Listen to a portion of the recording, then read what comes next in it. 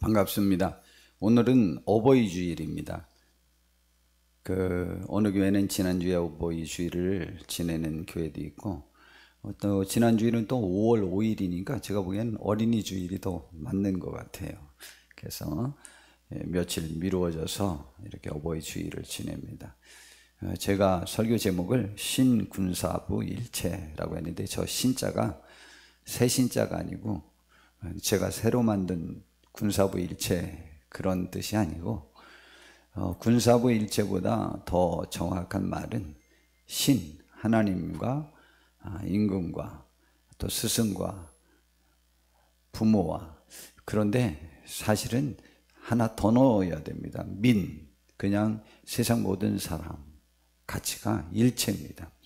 오늘 그 귀한 하나님의 말씀을 우리가 오늘 배우면서 우리 부모님에 대한 것도, 또 하나님에 관한 것도, 스승에 관한 것도, 또 뭐 정부에 관한 것도, 또 이 세상 모든 사람에 관한 하나님의 귀한 교훈의 말씀을 들으면서 우리 하나님의 말씀이 얼마나 귀하고 우리들에게 감사한 복된 말씀인지를 생각하면서 우리가 서로 사랑할 수 있고, 존경할 자를 존경하고, 또 존중할 자를 존중하고, 우리가 돌봐야 될 사람 돌봐야 되고, 또 우리가 서로 사랑하면서 하나 되어야 된다는 사실을 깨달을 수 있는 귀한 시간 되었으면 좋겠습니다. 이 군사부 일체라는 말은 그 중국 남송 시대에 쥐라고 하는 사람이 편찬한 소학에서 유래한 말이라고 합니다. 이 개념은 조선 중기의 율곡 이이가 소학 집주에 주석한 데서 나타나기 시작해서 우리나라에도 그 생각이 들어왔던 것이라고 하는 것이죠. 우리가 아는 대로 군사부 일체란 말은 임금, 스승, 아버지는 일체, 즉 한 몸과 같이 하나라는 뜻입니다. 이 말은 임금을 아버지처럼, 스승을 아버지처럼 따르라는 의미를 담고 있습니다. 즉 사람이라면 저 세 존재에게 똑같은 은혜를 입었으니 마찬가지로 똑같이 충성을 다해야 한다는 한자어이죠. 그런데 이제 제가 사실 성경의 가르침은 저 말도 포함되어 있지만 하나님과 우리 모든 사람을 똑같이 대하라고 하는 말이 있습니다. 이 전체 가르침에 다 있지만은요. 그래서 우리 그 성경 말씀을 오늘 좀 살펴보려고 합니다. 첫 번째, 신, 하나님에 관해서입니다. 성경은 이것이 맨 첫 번째 매번 나옵니다. 십계명이 우리 인류에게, 하나님의 백성들에게 주신 모든 마땅한 도리를 10가지로 요약한 것인데, 그 중에 첫 번째부터 네 번째까지가 하나님에게 관한 것이고, 그 다음에 5번째부터 10번째가 사람들과의 관계에서예요. 그런데 신과 관련된 첫 번째, 하나님에게 어떻게 되느냐, 첫 번째가 너는 나 외에는 다른 신들을 내게 두지 말라라는 것이죠. 자, 그리고 이 말씀을 신명기 6장 4절서 5절에는 뭐라고 또 풀어서 해석을 했느냐, 이스라엘에 들으라, 우리 하나님 여호와는 오직 유일한 여호와시니 너는 마음을 다하고 뜻을 다하고 힘을 다하여 내 하나님 여호와를 사랑하라라는 말씀을 주셨습니다. 그렇게 해서 우리는 하나님을 경외하고 그분께 예배하는 그것이 우리에게 얼마나 축복된 것을 가르쳐주고 있습니다.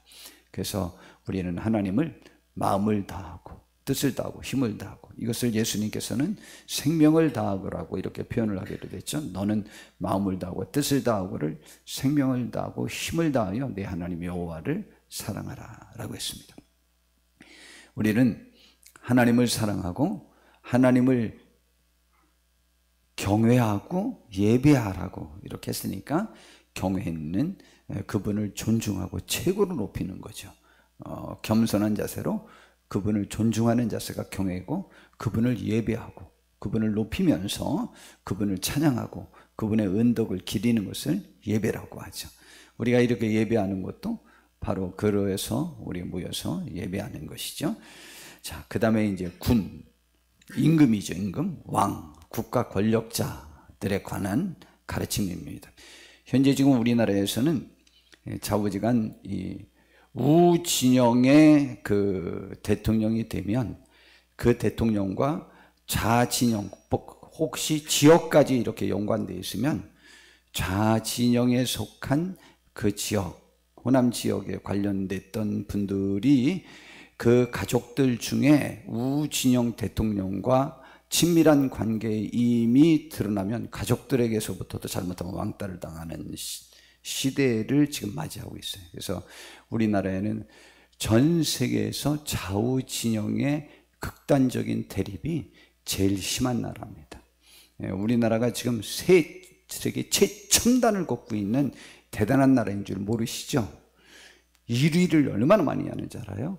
이혼율 1위, 부부 성관계 안 하는 것 1위, 그리고 자살률 1위, 뭐 1위가 얼마나 많은지 몰라요. 무신론자 1위, 여하튼 그런 지표가, 그리고 개인주의 1위, 그리고 여성의 그 의식 변화, 이 변화가 세계에서 또 1위. 뭐 우리나라가 1위를 달리는 것이 너무 많습니다. 그런데 어느 면에는 부정적이고 어느 면에는 어떠한 그와도 다른 시대에 살다가 그 억압이 지금 폭발되고 있다고도 볼 수 있습니다. 그러나 우리는 잘 아셔야 됩니다. 오늘 하나님은 지금은 우리에게 예수님께서도 가르쳐 주셨고 구약 성경에도 가르쳐 줬고 매 시대마다 하나님을 섬기는 사람들을 핍박했던 그런 왕들이 있었고, 예수님 당시에는 예수님을 죽인 권력자들이고, 또 예수님 시대에는 로마가 지금 이스라엘을 다스리고 있는 중이었습니다. 압제하고 있는 중이죠. 그리고 이 내용을 가장 잘 요약해서 국가 권력자들에게 복종해야 된다는 것을 가르쳐 준 것이 하나님께서 로마서를 통해서 우리에게 가르쳐 주셨거든요. 그런데 그때 로마에 있는 기독교인들에게, 그 기독교인들을 로마에서 얼마나 많이 죽입니까? 그런데 그 권력자들에게 복종하라고 가르쳐 줍니다. 신앙에 관해서 포기하라는 내용은 아닙니다. 자, 그런데 그 복종의 의미가 무엇인지에 관해서 오늘 좀 우리 또 살펴보도록 하겠습니다. 국가, 임금, 국가 권력, 각 사람은 위에 있는 권세들에게 복종하라. 권세는 하나님께로부터 나지 않음이 없나니 모든 권세는 다 하나님께서 정하신 바라 그랬습니다. 그러므로 권세를 거스리는 자는 하나님의 명을 거스름이니 거스르는 자들은 심판을 자초하리라. 하나님께서도 국가 권력을 거스르면 벌을 줄 수 있다라는 말이죠. 또 그리고 국가 권력에게로부터 벌을 받을 수 있다. 다스리는 자들은 선한 일에 대하여 두려움이 되지 않고 악한 일에 대하여 되나니 네가 권세를 두려워하지 아니하려느냐? 그리하면 선을 행하라. 그리하면 그에게 칭찬을 받으리라. 여러분, 지금 지나다니다가 민중의 지팡이 된 우리 경찰분들을 만나면 안심이 되고 수고한다는 생각이 들고 그들이 편안하십니까? 그런데 그렇지 않은 사람이 있습니다.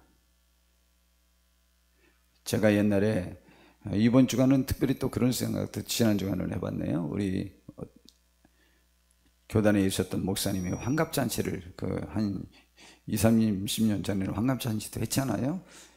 그 독산동에 있는 그 유명한 거기에서 뷔페에서 환갑잔치를 하는데, 아이고 시커먼 옷을 입고 수십 명이 서서 어떤 분 진지 드시는데 고개를 지키고 있는데, 와, 저 같은 사람은 굉장히 그러한 그 분위기를 사실 좋아하지 못해서 그 어르신께 가서 부탁을 좀 해볼까? 이게 뭡니까? 아무리 그래도 그렇지 남들 이렇게 하는데 이 전부 줄 세워서 이거 뭐합니까? 이것 좀 이렇게 좀 해주면 좀 안 되겠습니까? 좀 막 말하고 싶은 생각이 막 올라오고 있는 중인데 순경이 들어왔어요. 순경. 제복 입은 순경이.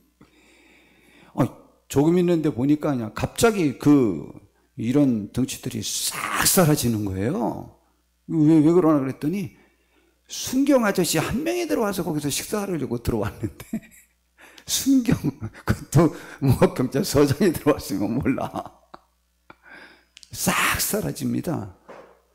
우리는 순경이 부담이 없고 좋은데 그들은 순경이 겁이 나더라고요.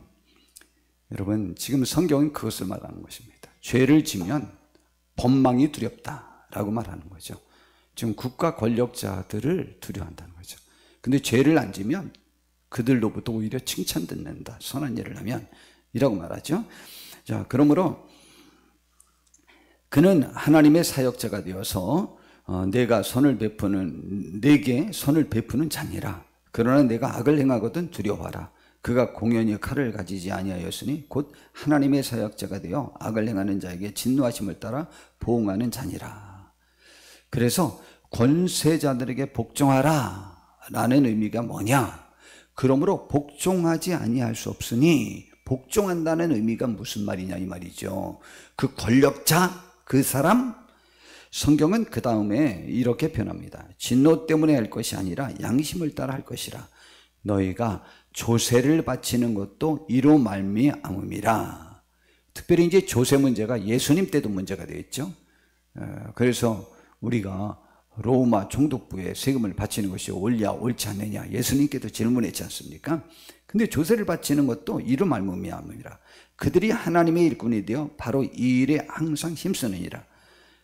그래서 모든 자들에게 줄 것을 주되 조세를 받을 자에게는 조세를 바치고 관세를 받을 자에게는 관세를 바치고 두려워할 자를 두려워하며 존경할 자를 존경하라. 이것이 권세자들에게 복종하라는 말입니다. 굳이 말하면 국가의 법을 훼손시키지 마라 라는 말입니다. 이것이 국가의 권력자에게 복종하는 거예요. 그 권력자의 이름으로 그 령이 발령이 되고 통치가 되어지니까 그 대통령에게, 왕에게 이렇게 굴종적으로 그러한 태도를, 아부하는 태도를 보이라는 의미가 아닙니다. 그러므로 우리는 좌진영이든 우진영이든 누가 대통령이 됐든 그 국가 권력이 정당한 것에는 우리는 복종해야 됩니다. 그러한 자세를 갖기를 바라고, 이것이 하나님의 말씀임을 꼭 명심하시고, 그래서 이렇게 하나님에게 복종하는 것 비슷하게 그들에게 권위를 부여하고 있지 않습니까? 그 다음에 우리나라 웃기는 영화 한번 만들었었죠. 군사부 일체를 갖다가 두사부 일체로, 그래서 깡패 두목이 무슨 이유로, 저도 어떻게 봤는데 학생으로 이렇게 학교를 다니는 장면이 나오죠. 그 깡패 두목이 말이에요. 그러면서 이것들아 두사부일체라는 말도 못 들어봤어? 한자를 잘못 알아가지고 선생님이랑 두목은 같은 거야. 이것들 내 부하들은 나한테 막 그렇게 하는데 니들은 선생님들한테 이게 뭐야? 막 이 못된 것들아 그러면서 아주 불의와 싸우는 깡패 두목이 주인공으로 나오죠. 예, 웃기는 영화였는데, 여하튼 전에는 학교에 가는 자녀에게 우리의 어머니들이 흔히 하는 말이, 인사말이 이런 말이었습니다. 학교에서 선생님 말씀 잘 듣거라 라고 말했습니다. 그러나 약 한 20여 년 전부터 우리 대한민국 학교에 관해서 이러한 주제의 내용이 많이 떴습니다. 교실이 무너진다 라고 말했습니다. 그러면 우리 대한민국 학교는 한 20여 년 전부터 이미 무너지기 시작했습니다. 교실이 무너진다고 하는 것은 선생님들의 권위가 땅에 떨어졌다는 거죠. 전혀 먹히지 않는 중이죠. 예, 그럼 당연하죠. 내 자녀들은 금쪽이 같은 내 아들, 금쪽이 같은 내 딸, 그러지 않습니까? 금쪽이죠, 금쪽이. 아무것도 안 보입니다. 예, 우리나라 세계가 제일 우상이 하나님 다음으로 힘이 있는 것이 사실은 물질이거든요. 물질이 첫 번째입니다. 그 다음에 그 틈을 파고들어서 굉장히 영향력이 있고 그에 못지않게 영향력이 있는 우상이 뭐냐면 자녀입니다. 특별히 어머니들에게 있어서는 자녀는, 이것도 전 세계에서 우리나라만 독특하게 다른데, 우리나라에는 이 세상 사람들이 스트레스 점수가 있습니다. 스트레스 점수가 제일 큰 것이 전 세계 공통으로 뭐냐? 배우자와의 이별입니다. 이것이 제일 스트레스를 많이 갖게 해요. 그 이별은 두 가지가 있는데 사별과 헤어짐입니다. 이 두 가지 충격이 다 똑같아요. 다 큰 죄책감과 인생의 패배감에 졌습니다. 그런데 우리나라는 여자에게서는 다릅니다. 신기하죠? 우리나라만 그래요? 전 세계에서 유일하게 우리나라만 자녀의 죽음입니다. 그런데 이것이 어머니의 사랑이 커서 그런 게 아니고 대한민국의 어머니들이 병들어서 그렇습니다. 이것은 남편에 대한 피해의식, 가부장적 제도에 대한 피해의식에 대한 보상심리로 내 자녀를 우상으로 만들어서 내 자녀가 죽으면 내 우상이 사라지니까 그 슬픔이 큰 거죠. 이 병적인 증상이거든요. 이 증상이 우리나라도 이제 빨리 벗어날 수 있게 되기를 바랍니다. 이것이 벗어나지 않는 한 학교 교실이 무너지는 그 일은 잘 이렇게 회복이 되지 않을 것입니다. 그래서 이제 학생 인권 조례를 이제 전교조 중심으로 한 우리 선생님들 의식은 참 좋지만 그 사실은 의식 속에 어떤 정치적인 이념이 포함이 되고 여러 가지 것들이 그래가지고 이게 지금 많은 문제가 생겨서 지금 올해 전국적으로 거의 대부분 학생 인권 조례가 폐지되고 있는 상황에 있습니다. 그러나 그 선생님들이 또 그대로 또 계시기 때문에 그래도 이제 여전히 그렇기는 한데, 그러나 여하튼 그것이 지금 학교 교실, 학교의 권위, 스승의 권위가 땅에 더 실추되는데 큰 몫을 했다고 우리나라 국민적인 공감대가 이제 형성된 것이죠. 그 부분에는. 자, 그래서 전에는 학교에서 선생님 말씀 잘 듣거라 라고 하지만 요즘은 자녀들에게 그런 의식을 엄마들이 잘 심어주지 않습니다. 학교에서 네가 무슨 피해를 받는지에 관해서 선생님들이 가해자가 될 수 있다는 그 의식을 아이들에게 완전히 심어줍니다. 이것은 아주 잘못인 것입니다. 그래서 선생님들이 다 옳다는 것 아닙니다. 좀 역량이 부족한 분들도 있고 인격이 부족한 분들도 있죠. 목사인 저도 인격이 부족하고 역량이 부족할 때도 충분히 있지 않습니까?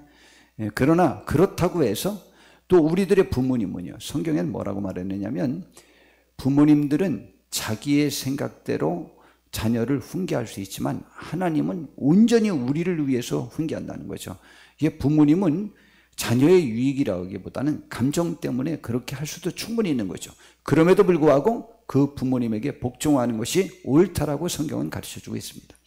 그러므로 우리는 선생님들에 관한 것을 의식을 바꿔야 되는데, 이건 선생님은 학교 선생님뿐만 아니고 모든 스승적 입장에 있는 사람들에게 대한 가르침입니다. 그래서 갈라디아서 6장 6절에 보니까 가르침을 받는 자는 말씀을 가르치는 자와 모든 좋은 것을 함께하라. 교회의 스승에게도 그렇게 하는 거죠. 학교 스승도 마찬가지고. 그리고 히브리서 13장 17절에 너희를 인도하는 자들에게 순종하고 복종하라. 그들은 너희 영혼을 위하여 경성하기를. 이제 목사님들에 대한 거죠. 자신들이 청산할 자인 것 같이 하느니라. 이거 사실입니다. 우리 성도님들이 잘못되면 제가 하나님 앞에서 잘못해서 그게 잘못된 것처럼 생각하고 신음하고 아파하잖아요. 요즘 제가 굉장히 많이 신음하면서 아파합니다. 아주 정말 많이 아파합니다.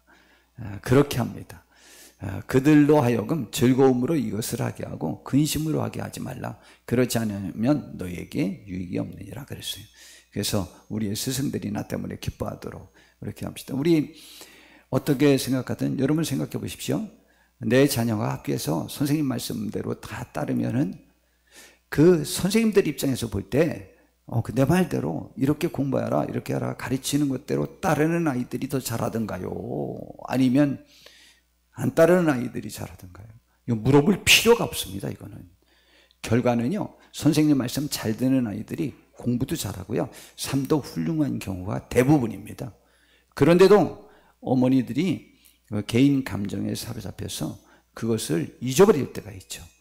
이번에 작년에 그렇게 많은 선생님들 그렇게 자살하고 그렇게 하실 때도 그때 관련된 그 학생들, 그 가정들, 그 어머니들, 그들 보십시오. 그들이 대부분 주의력 결핍 및 과잉 행동장애 아이들이었습니다. 그러면 그들이 얼마나 남들에게 어려움을 끼치는지에 관해서 그 기본적인 상식도 없습니까? 그러니까 이게 전혀 말이 되지 않아요. 그러므로 우리 함께 잘 생각해보는 좋은 기회가 되었으면 좋겠습니다. 이제 부모님에 관한 것입니다. 부모님에 관한 것은 성경에 너무 많아가지고 뭐 한두 가지가 아닙니다.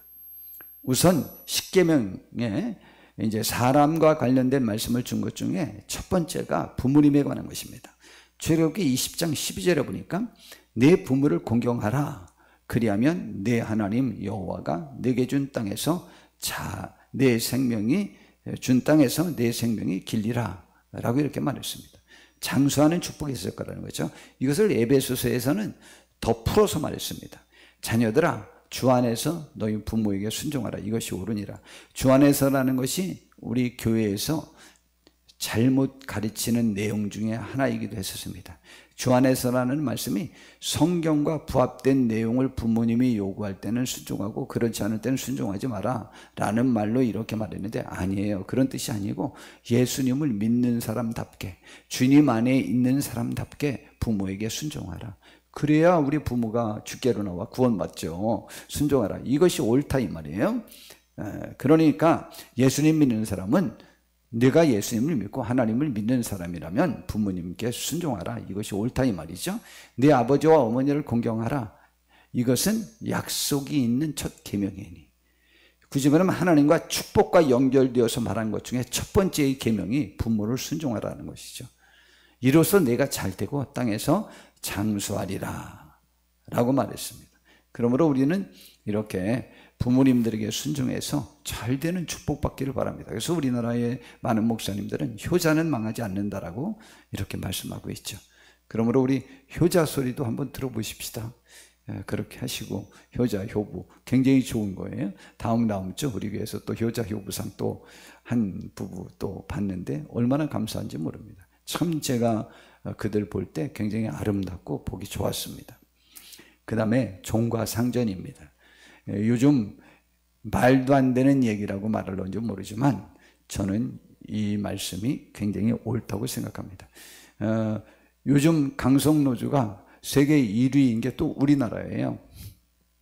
노조 때문에 사업을 할 수 없다고 그래서 다른 나라로 가서 공장을 지으려고 하는 추세가 지금 많은 이유가 우리나라가 노조 때문입니다. 자, 그런데 노조들이 그렇게 많은 의견들을 가지고 있는데 사실 국민적 공감대는 형성되지 못하고 있지 않습니까? 그럼에도 불구하고 그들이 굉장히 강하게 그 주장들을 펴고 있습니다. 근데 성경은 이렇게 가르쳐 줍니다. 종들아. 이제 종은 이제 우리나라에는 없습니다. 그냥 사원들아 라고 하는 것도 좋을 것 같아요. 종들아 두려워하고 떨며 성실한 마음으로 육체의 상전에게 순종하기를 그리스도께 순종하듯 하라.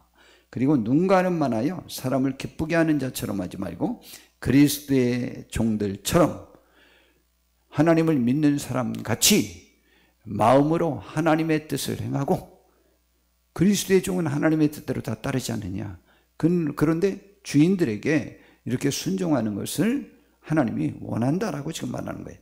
기쁜 마음으로 섬기기를 주께 하듯 하고 사람들에게 하듯 하지 말라. 이는 각 사람이 무슨 손을 내가든지 종이나 자유인이나 주께로부터 그대로 받을 줄을 알미라 그랬어요. 기분 나쁩니까?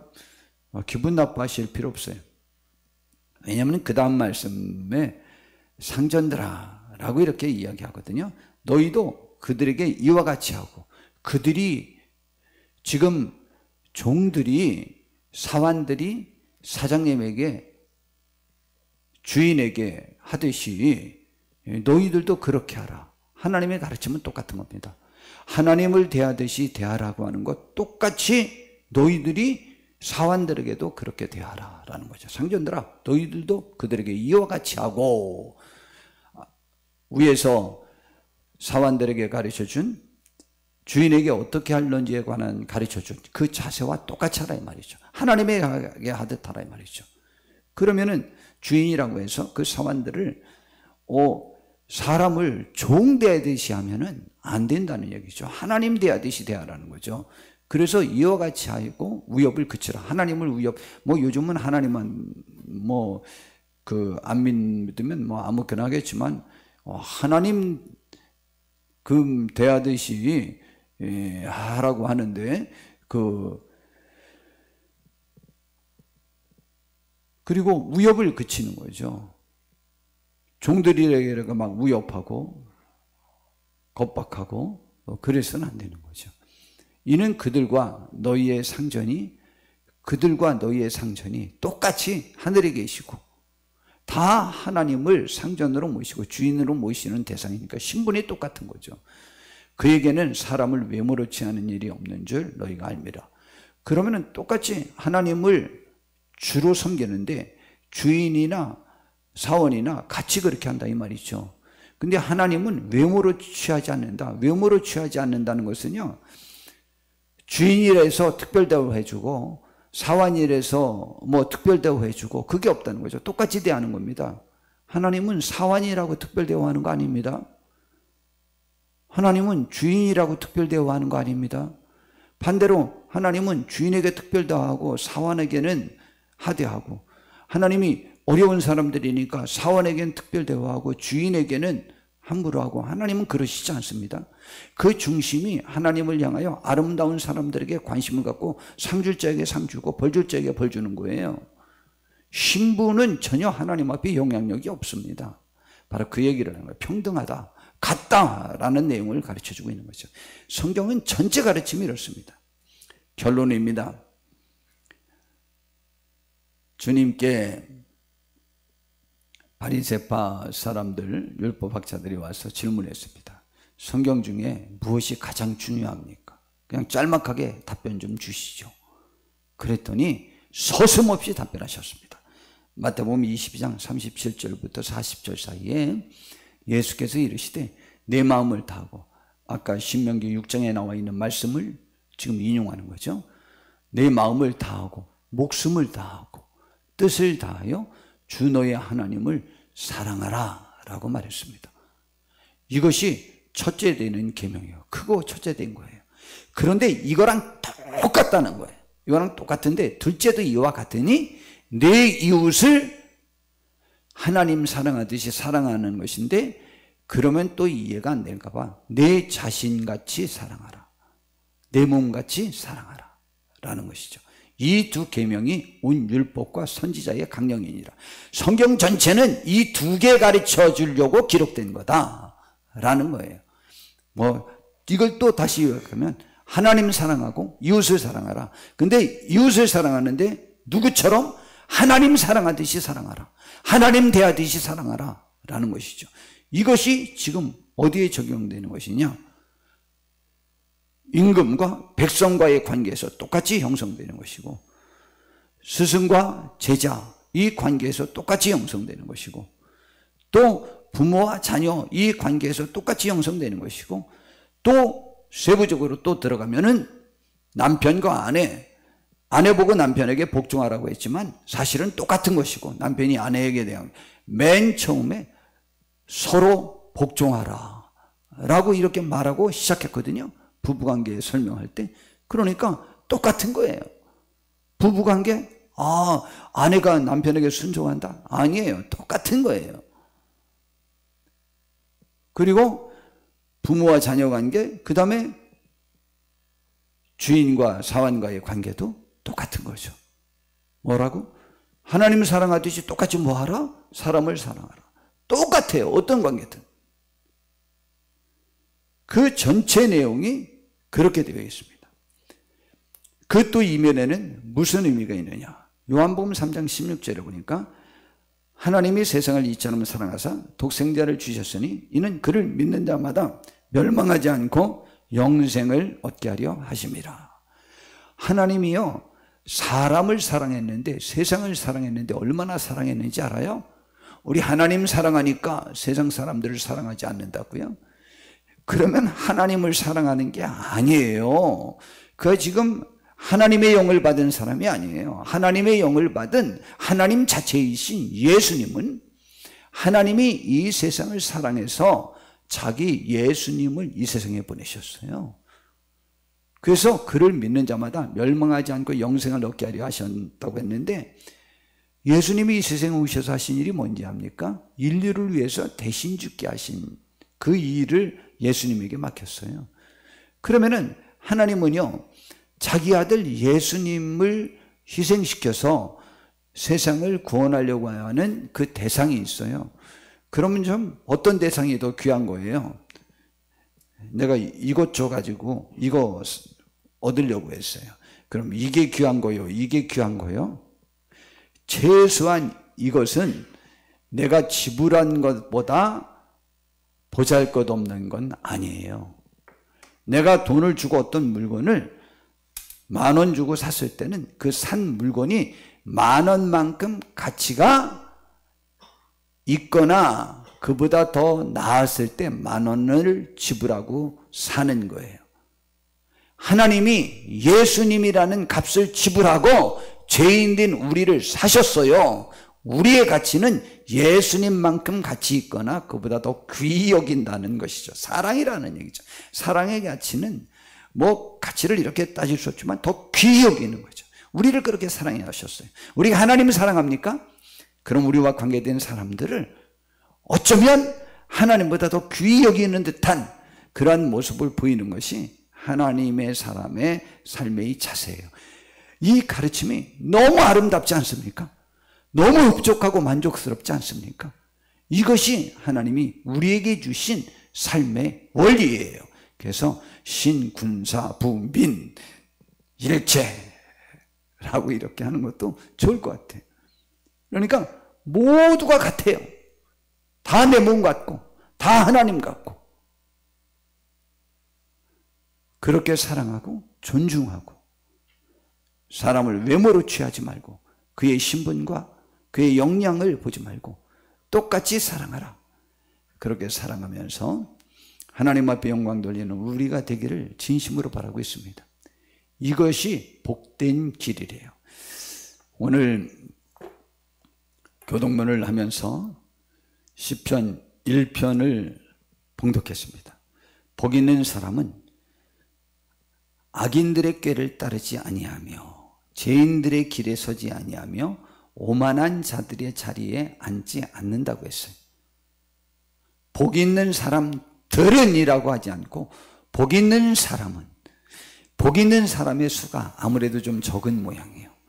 세상의 대다수는 이렇게 하나님을 떠나 악인들, 또 죄인들, 오만한 자들이 무리를 지어 사는 것이 세상이에요. 그러나 나 혼자라도 복 있는 사람은 그들을 따르지 않고 하나님의 율법, 말씀을 즐거워하여 그 말씀을 주야로 묵상하면서 그대로 실천하여 사는 삶을 살아 하나님 앞에서 복 있는 열매 맺는 삶을 사는 사람인 것이라고 말하고 있습니다. 그들이 복되다고 했어요. 우리가 복 있는 분들 되기를 바랍니다. 우리나라 사람들이 투표해 갖고 교회에 다니는 것이 옳다라고 하면 교회 갈 거고, 그렇지 않으면 난 교회 안 가라고 하는 것이 아니고, 너희들이 무엇을 결정하든 나는 여호와 하나님을 나의 하나님으로 섬기기로 나는 결정했다, 내 집은 결정했다 라고 하고 굳게 주님의 말씀대로 순종하여 사는 우리 모두가 되시길 바랍니다. 그 말씀이 뭐라고요? 하나님을 사랑하고 이웃을 사랑하고, 하나님을 사랑하는데 그 사랑하는 거랑 똑같이 이웃이 누구 있느냐? 임금, 국가, 그 법, 그리고 스승, 부모님, 남편, 아내, 종과 사원, 주인, 모두가 다 하나된 마음, 하나님 앞에 우리는 똑같다라고 하는 그러한 마음으로 서로 사랑하여 복된 하늘의 나라가, 천국이 이 땅에도 세워지는데 우리의 삶이 드려져 쓰임받길 바라고, 우리들의 가정과 우리와 관계된 모든 일들에서 그런 일들에 우리가 힘쓰는 귀한 복된 분들 되시길 바랍니다. 하나님이 우리에게 복 주실 거예요. 우리에게 천국의 구원의 축복을 주시고 우리들의 마음속에 평안을 주시며 삶의 위로와 기쁨을 주실 것입니다. 하나님의 위로와 평강이 우리 모든 성도님들에게 차고 넘치는 큰 축복이 함께 하시기를 진심으로 바랍니다. 기도하겠습니다. 주님, 우리를 인도해 주셔서 복되게 하옵시고 하나님 앞에 영광 돌리는 귀한 삶을 살게 하옵소서. 하나님을 사랑하고 이웃을 사랑하라는 그 주의 명령을 우리가 순종하여 주의 축복에 거하는 은총이 있어지기를 진심으로 원하오며 우리 주 예수님의